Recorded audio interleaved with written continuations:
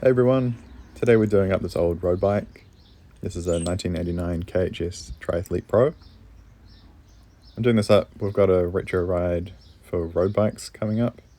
It's actually in a few days now, but I picked this up last week. So it's missing the tubing decal, but they're available online. It won't be here by the end of the video though. So they used the mountain bike tubing from Tange. So apparently this gives like a little bit extra stiffness in the bottom bracket area. So it shouldn't be too noodly to ride, but it will have that nice classic steel feel. So I grabbed this bike for $33, and mostly because of the color of it. I really like KHS bikes, and being a steel lugged frame, it's really cool. So it came with Suntour GPX group set. The bike is in pretty tidy condition. There's a couple of little dents and some paint missing here and there, but not too bad. There's also a cable guide missing on the top tube. There's some Janelli handlebars and just a SR stem, I think. But the GPX group seems to be complete. Looks like it's had a tumble at some point because this right side of the handlebar is sort of pushed in a little bit. Probably should be able to straighten that out. It's got these super skinny tires on it, but we have a little bit of clearance here, so should be able to put something a little bit wider on. The rear wheel is a little bit out of true as well, so we'll straighten that up. So the paint already looks pretty tidy. There's a few little scuff marks and stuff, but the decal's all really vibrant, and the paint is still in really good condition. Does not fade or anything like that too bad. So even the cables look pretty good. Probably replace the brake pads. So I think I'll swap the rear cable onto the front one and then get a new rear brake cable. The outers look okay. I'll probably just put some new lubricant inside them. Brakes feel pretty good. It's got the GPX hubs as well. We'll give those a service up. These are painted, so we can't really do too much about the missing paint and the bubbling on them, but go ahead and strip the bike down, and then we'll go about cleaning it up. The red derailleur looks really cool as well. So we'll cut the cables, but we want to use the rear one on the front, so I don't want to cut it too short. Spraying a bit of WD-40 to sort of help the nuts and everything break loose. Yeah. Always a little bit worried about these bottle cage bosses. So I put some WD-40 in there and then hoping to sort of help free up the bottom bracket. You can use some penetrating oil or something if you've got some, but WD-40 or like acetone ATF works pretty good. Cracking the stem loose, that came loose like easy enough. You have to smack the bolt down, which pushes the wedge down. Sometimes it gets a bit jammed up there. Luckily the coil stem came out pretty easily. So I'd say the bike is in pretty good condition, or at least it's been dry stored, especially going by the condition of the paint and everything. Cracking the top nut loose. That came out okay as well. No damage to the threads, but it does have the keyed washer, which is kind of annoying. Those end up damaging the threads, so I knock those off when I find them. Headset looks okay, just looks like it hasn't been serviced in a while. Fork looks really cool condition, just needs a little bit of a polish up. Taking the shifters off as well, I'll just give like a drop of oil in them. Don't really need to take these off, but just for the sake of it, we're going to take them off as well. This one is a little bit stuck, so just a little bit of wiggles and stuff. There's no grease under there, so probably been sitting on there for its whole life. This non-drive side one is a bit stuck though. So rather than forcing it too much, I just put like a little bit of WD-40 on there and then let it soak for a bit. It doesn't have a screw or anything there, like it doesn't have a head that I can put a tool in. So kind of unfortunate there. Take the crank bolt out and then spray some WD-40 in there and let that soak for a bit while we take the chain off. The chain feels like a little bit stiff.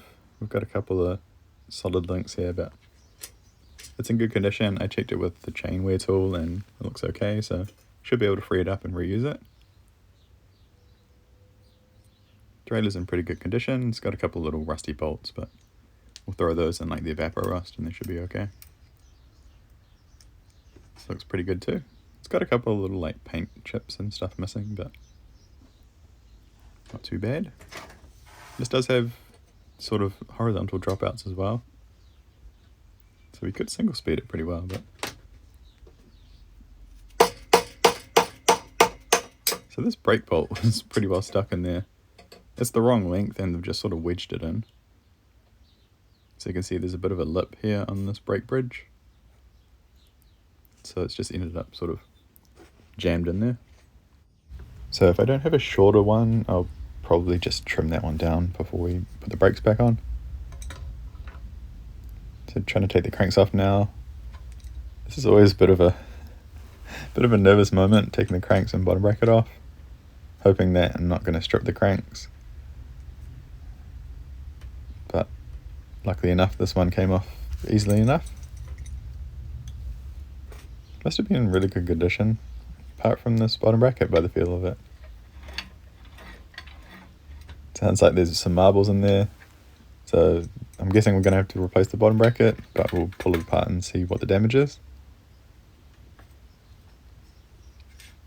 Always have good luck getting out these steel bottom brackets. I think because they're loose bearing, there's a lot of grease like rummaging around in there, so it sort of prevents rust build-up. The bearings are still there, so that's a good sign. So there's probably some damage either in one of the bearing cups or on the spindle itself. Sometimes it's just some pitching or something. But we'll take out this drive side and see what the damage is. This came out pretty easy as well. Bearing cups themselves look in pretty good condition. Can't see any damage or anything. Just looking for like pitting and feeling for like a bit of a ridge if anything. But they look okay. But one of the bearing cages has dropped some of the balls. So they were all in place until I pulled them out. And then looking at the spindle, that's a whole lot of damage on where the bearings sit. So just both sides. So whether this is just a very old spindle that's just had some over-tightened bearings or what, unsure, but this is a non-factory, non-drive side crank arm. So there's been some work done to the bottom bracket area. I do have a bottom bracket that I can replace this with, so I'll switch over to a sealed unit. I would have replaced the bearings and stuff if I had a spindle that was the right width, but this was like 110, 112 millimeters, and all the spindles that I had were way too wide for that. Pretty tidy on the inside of the frame as well, so we're going to give it a clean up, and then we'll go over and polish some things, and then we'll probably tidy up a couple of the paint chips as well, just with some rust converter. So just scrubbing the bike off, just use some soapy water. Then this is the rust converter. This basically just converts the rusted spots into like a primerable surface, although you can just leave it as is. So I found one dent so far. Not really a big deal, just going to leave that as is. Bit of a paint rub or tie rub here on the chainstay. It's a pretty common spot for it. So the paint is in really good condition. Still has like a decent amount of gloss to it, but you can see it's not as sharp as what it could be. There's a couple of spots here. That's me changing the color contrast of the light. So it is like a really nice sort of purpley blue. That's another couple of spots of rust converter. Going back to try and undo this non-drive side shifter. We eventually got it out. That's pretty cool. You can give it like a quick drop of oil before putting it back together. You can sort of oil them externally, but just by having them pulled apart, you can oil the pull and everything directly. So it just saves like a bunch of excess oil and everything going everywhere. So polishing up the frame. This is a polish I haven't used before, so I'm just feeling it compared to some other compounds. So this is rubbing compound, which I don't tend to use on bikes unless the paint is really bad. So just sort of wipe that on some kind of flat surface. This is just some plastic, whatever. And you can sort of feel the consistency. And this white one is the polish that I normally use. It's quite smooth, but it has like a little bit of abrasive in it. So the new stuff feels pretty good, so we're going to use that. If you use something that's too rough, it's going to just damage the paint. It'll end up cutting through the clear coat and then you can just take out and do too much damage, so it's not really worth it if it's too rough. Especially when the paint looks this good. I just want to sort of give it a bit more of a gloss and take off some of the scuff marks and stuff. So you can see there in the light reflection it's a lot sharper now. And there's a couple of scuff marks that I've taken off. So this is before. You can see the light reflecting quite dull and it's sort of like blown out quite a bit. And this is after. You can see the light reflection is a lot sharper and the color just pops a bit better as well.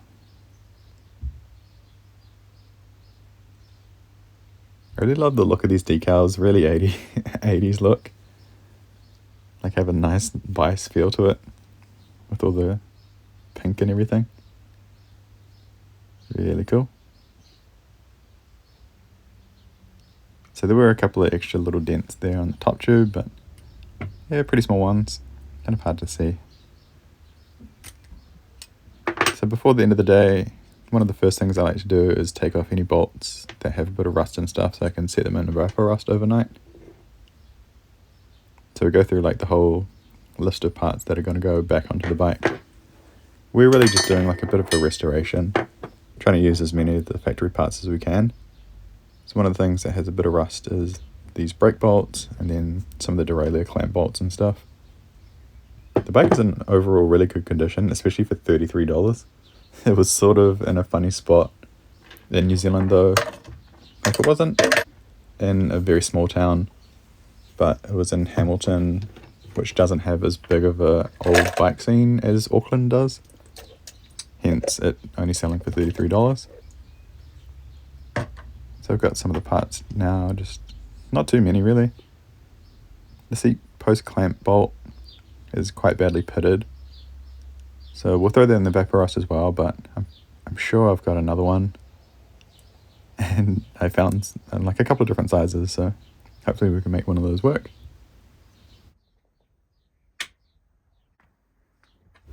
I've got the new seat post clamp bolt in, but before we put the seat post back in, I'm going to throw some grease in. I use an old toothbrush to push the grease down a bit further. Just helps make sure that the seat tube has got some decent lubrication in there. See, the inside of the frame is in really good condition. Not oodles of rust like I would normally see. Throw the seat post back in now. Goes in nice and smooth. Checking out the headset bearings. Look in pretty good condition. Generally just looking out for like excessive wear or pits on the balls and stuff. Or rust, that sort of stuff. I normally just clean them in some degreaser or something and then wipe them off. If there's a lot of grease build up, I'll take out the balls or just replace the cages or something if they're too bad. Checking out the headset top portion. Pretty good condition. Before we throw the headset in, going to throw some Penetrol inside the frame. This is a pretty huckery straw situation we got going on here, but it does the trick. Penetrol is just sort of like a frame saver, but it's just something that we have here in New Zealand. There's also like sheep lanolin, that sort of stuff that you can spray inside frames to prevent rust, but Penetrol is what I like. It spreads around inside the frame quite nicely. It's sort of similar to how a frame saver does. So this is the nub or the key on the headset washer. I just file those off. I hate them. They damage so many threads on threaded stereo tubes, so I take them off whenever I see them. I feel like just the success to failure rate is just way too deep into the failure rate to see the need for those. Pretty cool. Nice condition headset. Does have like a couple of seals and stuff to prevent water ingress, but seem to be working in pretty good condition. So you notice here I don't have the bar tape taken off the handlebars because it was so close to doing the retro ride. I didn't know if the bar tape was going to show up in time. So I found one reel, you might see in the background of some of these clips, of hot pink bar tape, but one roll isn't enough to do the whole bar. So I thought I would just leave the bar tape on until the other tape shows up. I wanted to clean up the levers a little bit, and because like quite a bit of them is hidden without disassembly, you end up with like an uneven brake lever blade. I'm not going to polish them, I'm just going to clean them up with, this is like a synthetic wool, and these are the grey ones, so I think they're equivalent to like 00 or quad 0 steel wool. This leaves them sort of somewhere in between like a polished finish and a brushed finish. You can see it works pretty quickly. So that's it after.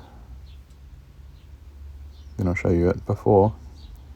So that's the before on the right there. So it gets rid of like a bit of the oxidization and stuff. You want to go over with like a little bit of wax or some autosol or something, just because that will prevent it from oxidizing in the future. You could clear coat it or something if you want to, but just a light bit of something that's not going to prevent you gripping the brake lever is always good. Cleaning off the tape residue and everything from the old handlebar tape, because the new bar tape showed up. So that's really cool. I used some Dissolve It. Pretty much any kind of oil tends to do the trick, like eucalyptus oil, but Dissolve It is just like a citrus oil. You can sort of see here, it's really hard to tell. You might be able to see it in this shot a little bit better. On the left side of the screen, that handlebar is sort of smacked inwards a little bit. So also the drop portion is tilted in, but the sort of where the brake lever sits, that's pushed in a little bit as well. So we need to bend it back on 2 axis. So I'm going to flex it a little bit outwards first. You can sort of see that's put it back in line. And then we're going to bend just a little bit outwards as well to bring that back in line. So I did grab it like a little bit lower down to start with. And then once that was even, I started flexing it like that. You don't want to be too forceful on it because you can do some damage, but you can add like a little bit of flair to alloy handlebars this way. This is the handlebar tape that we got.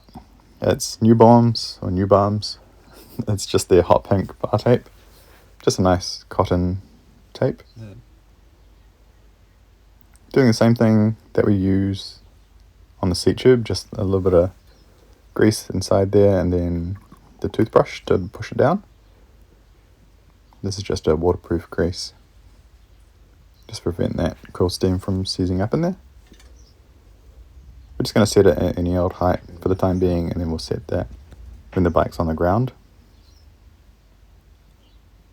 Reassembling the brake levers, then we're going to throw those on and continue on with the bike.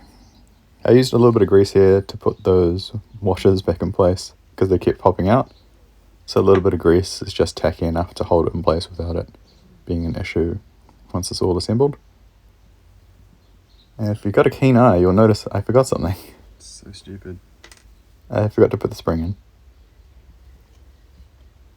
I vaguely remember how this goes in. I'm not 100% sure if it's supposed to sit inside here, like in anything, or if it just sits in and that does enough.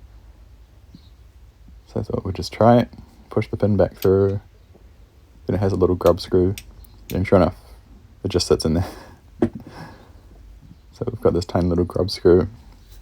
Just a little bit of grease just to help it start. Because I keep dropping it. I hate these tiny little screws. You'll notice the hood here has a little bit of space. Glue in there, I was thinking about putting like a little bit of glue in there, but I figured just with my weight on it, it's just going to shift forward anyway. So I had these old replacement hoods. They're just like the universal type, but they're the non-aero type. So they'd have like a funky hole. And they're brown. I don't think they'll suit the bike, so I'm just going to rock the ones that were on it. They're in good condition. They don't feel tacky or anything. So this is the front brake. Didn't have as much rust as the rear one for whatever reason. I guess because it's sort of hidden by the fork, so it wouldn't have as much road debris and stuff sort of bashing it day in and day out. So I'm going to throw the front brake on. I gave it like a little bit of a clean up, but nothing too crazy. Putting the shifters back on. Really like the look of these. And for some reason I think the dark grey suits it quite nicely. I thought I'd test out the different shift selections on it. So it should be for a 6 or 7 speed setup, but there's way more than 6 clicks, so unsure what the difference is. They all seem to have the same amount of clicks, apart from the friction, which is obviously just friction. I'll have to look into it. I don't know the difference. What the RE and the UI. The indexing might be slightly different, like spacing, but still plenty of clicks, so unsure.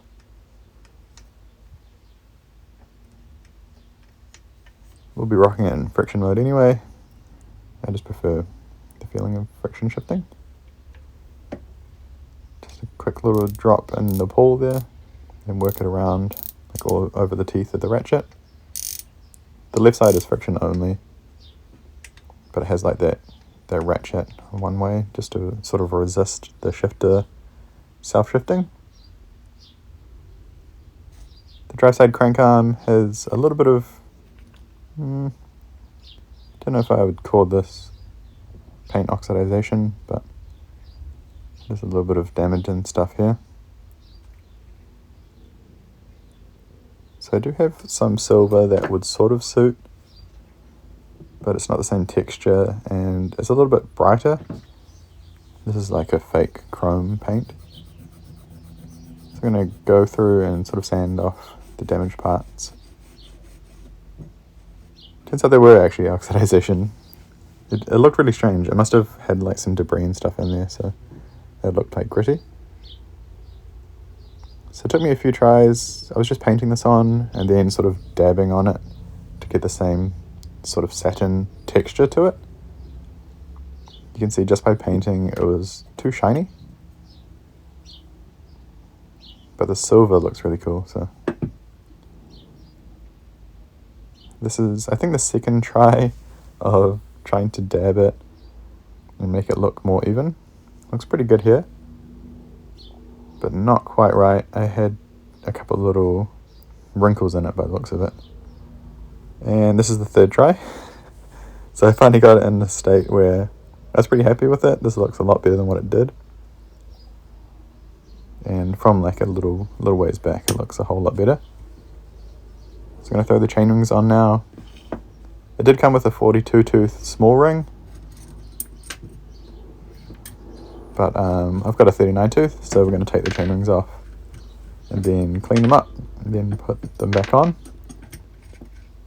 We're going to use the stock large chain ring, but to give us a little bit more climbing ability, we're swapping to that 39 tooth. It's in good condition as well. I don't want to change out the freewheel on the back, so a chainring swap is a good way of getting us like a little bit extra gearing for some of the hills. Just cleaning it with a little bit of WD-40 and then a different toothbrush. So I've got a few toothbrushes sitting around. Got like a grease one and then one for cleaning and stuff. Really handy to have. Good way of like recycling them as well.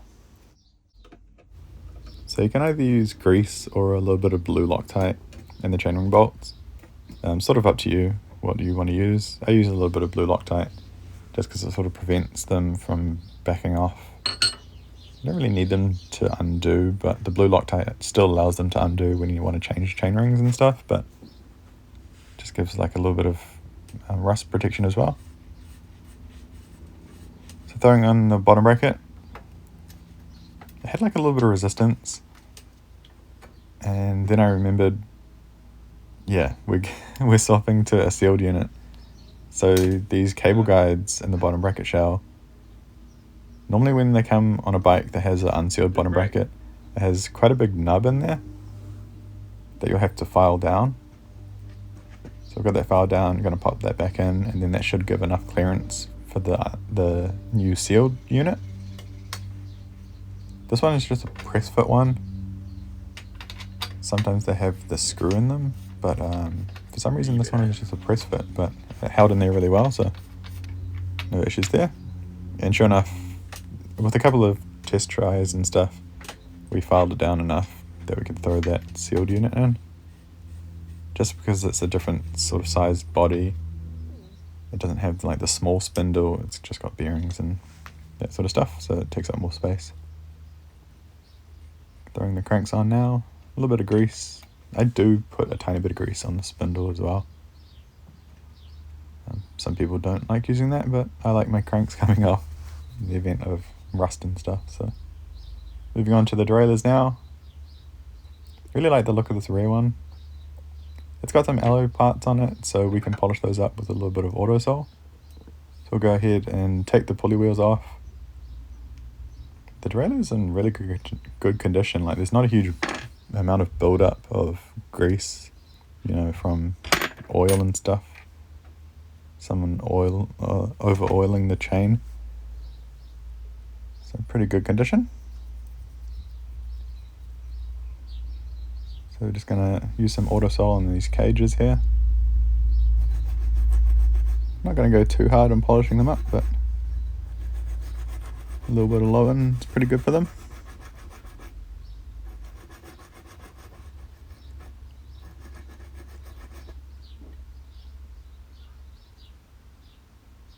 Before pulling the pulley wheels apart, I sort of check for play as well.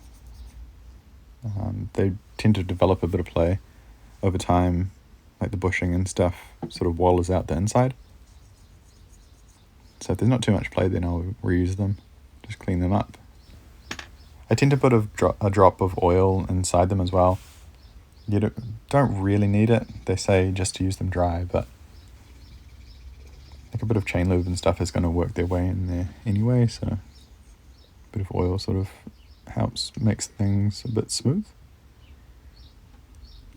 But grease would attract dust and stuff, so some of the rest of the parts out of the vapor rust. Just a couple little things left for this rear derailleur. We'll drop a little bit of oil and stuff in the pivots and in this barrel adjuster. Then that's pretty well all good to go. Just going to adjust that limit screw so the cage doesn't hit the body anymore. This brake bolt came up really nicely. So to prevent this from rusting, we're going to hit it with a little bit of clear coat. Then we'll set that aside, let that dry. This is that seat post clamp bolt that we put in there. It cleaned up pretty good, but there's still a lot of pitting and stuff, so we'll just use that bolt that we put in the frame earlier. Hitting the front derailleur now with a little bit of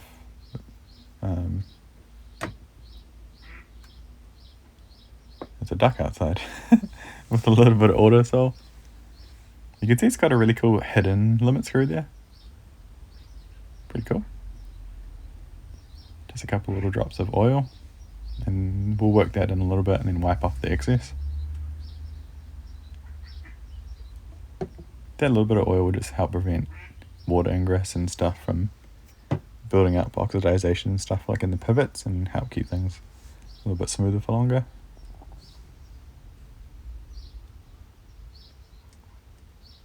So just work it back and forth and then we'll wipe it off. And that's the front derailleur all done. Now that we've got the derailleurs all put together, we can throw those on the bike.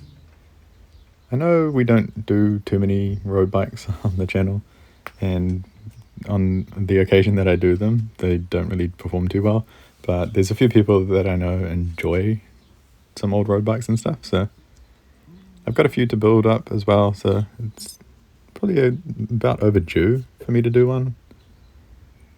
So just checking the height on the front derailleur now. Sometimes have to sort of be careful that the wear on the chainring is in like the right spot, so you want to rotate the cranks around when you're setting the height. This is the rear brake, so just giving it a little bit of a clean up, putting the bolt back through. Then we use like a little bit of grease and stuff, put it back together, make sure it's not going to rust out. So to get the spring on, just put the Allen key in a vise and then put like a bit of tension on it, and then that gets that set in. Then we can put the securing nut on there and back it off, and then that's set. Used a little bit of Loctite on this just to hold that in place. Make sure that's not going to come undone.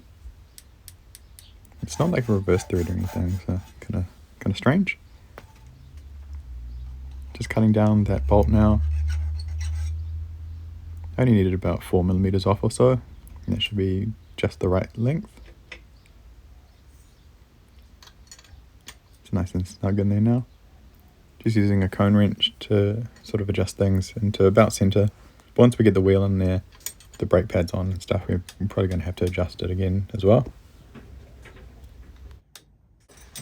Now we've got the rear brake on, going to go through it and service the rear wheel. The bearings felt like they're in pretty good condition, but a little bit dry, so we'll pull it all apart and replace the grease in there.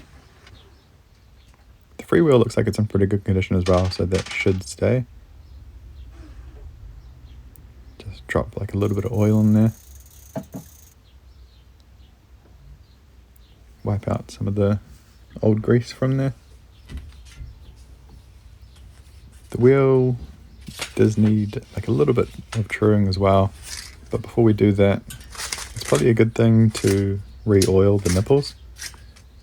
So because who knows when this was last trued, there's probably like a little bit of oxidization between the nipple and the spoke. So we're just going to drop a little bit of oil in here, and that'll help things lubricate a little bit, just so we don't end up stripping or rounding off a nipple. While those soak through a little bit, we'll finish off the servicing of the hub. Then by the time we end up truing the wheel, hopefully the oil will sort of loosen things a little bit and make sure they're in best condition for truing. Cone nuts on the axle look good condition. Just throw some grease in there and put the cone nuts back on. And setting like a little bit of preload here.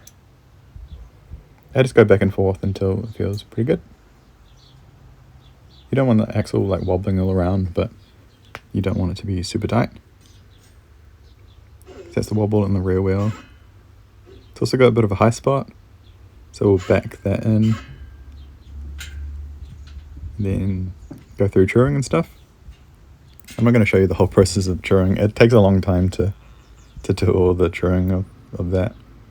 But we got it a whole lot better. It's still got like a little bit of a wobble here, but to get that extra like 5% out, it can take a little bit of time, so I'll do that after the ride tomorrow. Rear tyre, we can only fit a 25 in there, so we're just using this Lugano, I think it was. But nice tyre for a pretty good price. Has a little bit of puncture protection as well, so saves us having to potentially saves us having to fix a flat on the ride. I was hoping that we'd fit 28s in here. 28C I think is like a nice happy medium, because it gives like a little bit of comfort, but it's also quite a quick tire and it fits in most of the old road frames. But because this was sized for like 20C tires, the clearance isn't that great. So here I'm just taking off all the excess like moldings.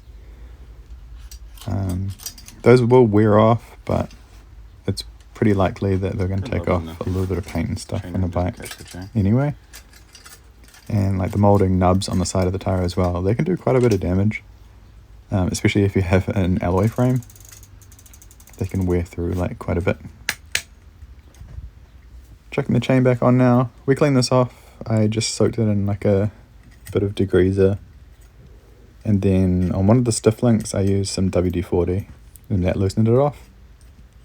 So I just pushed the pin back in now, just wiggling that so it works it into place. Then we'll chuck it back on the chainring, lube it all up. For brake pads, we're using Cool Stop. I'm a big fan of the salmon compound, so we've got some replaceable pads. These are like a more modern pad holder, but these have like a little bit of adjustment here for toe in as well, which is pretty cool. This is sort of like a miniature version of how V-brake pads work. Simplest way to put it, really. Just has a couple little spherical washers. Then the bolt that holds it through is also spherical, sort of. So we'll get all the cables routed now, and then we'll go back to adjusting the brakes and stuff a bit later. Really love setting up friction shifters and stuff. You pretty much just set the cable tension and the limit screws, and then it's all good to go. In theory, that's what index shifting is as well, but it's never that simple. There's always like a bit of finesse to like the cable tension and stuff. So because we're reusing the cable housing, this is just like a white lithium grease spray. Just going to put that into the cable outers, and that'll provide like a little bit of lubrication. And it stays put really well, so it's not going to leak out and stuff. Just so like if water and stuff gets inside that cable housing, that it's not going to terribly corrode the cables, although they should be stainless steel, but you know, it happens anyway. Just chucking the cable in. It makes it a little bit easier to put the cable into the lever and then put the lever on the handlebar. Just one of those funny little things that if you've got the levers off anyway, you might as well just put it in. That way you can also see if the brake feel and everything is lined up like in the lever body. A nice little peace of mind as well. So we'll quickly hook up the front brake, and then we'll move on to the next part. Yeah, if you haven't tried Cool Stop brake pads, I'm pretty sure I mentioned this in every video, but the Cool Stop brake pads, especially the salmon compound, work really good for rim brake bikes. So we'll just set this up quickly. I normally just set the pads sort of at the height where I want them to be, and then get a decent amount of cable tension, and then I can go back and set the toe in for the brake pads. So we'll just set them about there. I will have to adjust them at the centering and stuff of them as well. So that's like a little bit of clamp bolt, and then that cone adjustment at the front as well. The cone spanner. So the only thing is, this cable here will probably rub on the head tube. So I have like a little bit of protective vinyl. I've installed it here in this little clip. It's really hard to see. So I really like having like a roll of this around. I can just cut my own little frame protection and stuff. And now I've got the bar tape to install on the bike. So with the cable all tidied up there, this is pretty late at night at this point in time, so this is definitely not my tidiest bar tape job. But I didn't really want to put on the old black tape for the ride. I thought it would look a little bit goofy. So I know I've got a spare one, so I think part of that as well is why the bar tape didn't end up as clean as what it should have. But it was dinner time, I was getting hungry. there's so many different ways of wrapping bar tape. Like, you can start at the top, work your way down, start at the bottom, work your way up, and then everyone has their own way of doing it. I'm pretty sure mine varies. I'm pretty sure on the rock combo, yeah, I did it from the bottom up on the rock combo, but this one I'm doing top down. I don't actually know why. I've had good luck in doing it either way, so yeah, just do whatever floats your boat. And then wrapping it around the lever as well. I like to do it in like a minimal way, so like a figure of 8 or something like that. That way you don't have like a double up by the lever, because that feels like a little bit weird. This tape is so short on the roll. These aren't even like a wide handlebar. I think it's a 42, or maybe it's even like a 44, but that's not wide. And I just barely had enough to get to the end here. And so it looks like a little bit scruffy there, and then there's a couple of spots just on the lever that's not perfect. I just noticed it now. You can see. Like, but it's too late. Like, I don't. So this is it on the morning of the ride. Beautiful, clear morning. Just here waiting for a mate. And then we'll take off. I'll tell you a little bit about the bike at the end of the video. But here it is. This is a retro ride that shows up in Auckland. This is by David Benson. I can leave a link in the description in case there's any old retro road bike people down here. But yeah, it goes some Sundays from like sort of South Auckland. Yeah, just chuck the Brooks on there for the time being. These are some of the bikes that were on the ride. Some really cool bikes, really cool atmosphere. Everyone was pretty chill and stuff, and we met this fella who was rocking some upturned Nitto albatross bars on a bike, which is really cool to see. So it's an old rally, like old Mercs and stuff, and a Rossin. Pretty cool. So those are the only clips I have from the retro ride. These coming ones are just a little one that I took by myself just to get some shots of the bike. But I'll tell you about my experience with the bike and everything at the end of the video. Thanks.